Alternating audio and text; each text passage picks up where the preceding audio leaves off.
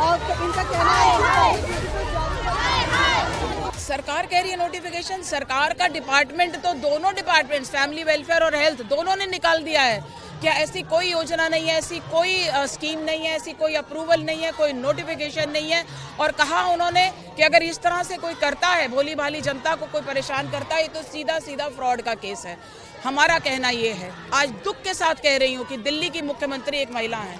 महिलाओं का अपमान उन्होंने ऐसे होने दिया। उनको मालूम है कि कोई स्कीम नहीं है, फिर भी उसके बावजूद उन्होंने इस तरह की योजना को अपने कार्यकर्ताओं के माध्यम से इवन आतिशी के अपने इलाके में कैंप लगा करके 4-4 घंटे लोगों को लाइन में महिलाओं को लगा करके, छुट्टी का दिन था, वो अपने काम काज छोड़ करके आ रही थी इस उम्मीद के साथ कि शायद उनको कुछ मिलने वाला है। लेकिन देखिए कितना बड़ा फ्रॉड ये दिल्ली की महिलाओं के साथ कर रहे हैं। सम्मान, इससे बड़ा अपमान नहीं हो सकता है दिल्ली की महिलाओं के साथ जो मुख्यमंत्री आतिशी, केजरीवाल और उनके कार्यकर्ता कर रहे हैं। और सीधा सीधा फ्रॉड का केस है, सीधे सीधे चीटिंग का केस है, क्योंकि जो चीज़ है ही नहीं उसके लिए आप किसी को लालच दे रहे हो, किसी को प्रलोभन दे रहे हो। सीधा धाराओं में लगता है कि आप अगर इस तरह का काम करते हो तो पुलिस में हम लोग कंप्लेंट्स भी करेंगे, क्योंकि भोली भाली जनता जो है परेशान हो रही है। उनको लगता है उनकी कोई पर्ची ना रह जाए, उनका घर का एक एक व्यक्ति बेचारा उठ के आने को तैयार हो रहा है इस चक्कर में, जो कि है ही नहीं।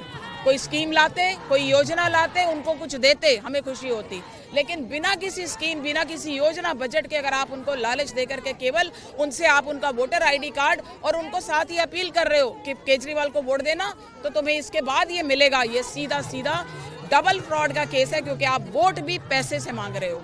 कि केजरीवाल हमेशा ही दिल्ली की जनता को पागल ही बना रहे हैं, चाहे वो बुजुर्ग हो, महिलाएं हो, युवा हो, और या दिल्ली शहर राजधानी जो है उसके विकास की बात हो। पहले भी इसने पंजाब में भी वादे किए थे कि 1000 रुपये वो महिलाओं को देंगे, लेकिन 3 वर्ष हो गए वहाँ सरकार बने। आप लोग भली भांति जानते हैं कि उसने कोई पैसे नहीं दिए वहाँ पर। आज भी वो 2100 की बात कर रहे हैं और संजीवनी योजना की बात कर रहे हैं, जो कि असंभव है। दिल्ली का बजट घाटे में है। आज पता है DTC भी उसने घाटे में कर दी, जल बोर्ड भी घाटे में कर दिया, महिला एवं बाल विकास विभाग व स्वास्थ्य विभाग स्वयं कह रहा है कि ऐसा संभव नहीं है, ना हमने ऐसी कोई योजना बनाई।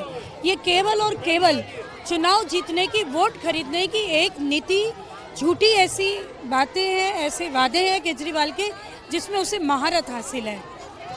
बिल्कुल, देखिए जैसा कि इसने पंजाब में धोखा दिया, आज दिल्ली की जनता को इलेक्शन से पहले इस तरह के झूठे वादे कर रहे हैं। यदि उसे करना था आज से 2 साल पहले करता, और लोकसभा से पहले इस तरह के वादे कर रहा है। अब क्योंकि विधानसभा चुनाव है, इस तरह के वादे कर रहा है। आज भी सीलमपुर विधानसभा की कई महिलाओं के अकाउंट से पैसे गायब हुआ है, निकाल लिया गया है OTP देने के थ्रू। तो इस तरह का बरगलाने वाली चीज़ें जो केजरीवाल कर रहा है, आतिशी कर रही है, वो महिलाओं के साथ बहुत बड़ा धोखा है। और किसी भी जनता के साथ धोखा करने का अधिकार किसी को नहीं दिया जाता, किसी सरकार को नहीं दिया जाता। यही प्रोटेक्शन हम प्रोटेस्ट कर रहे हैं।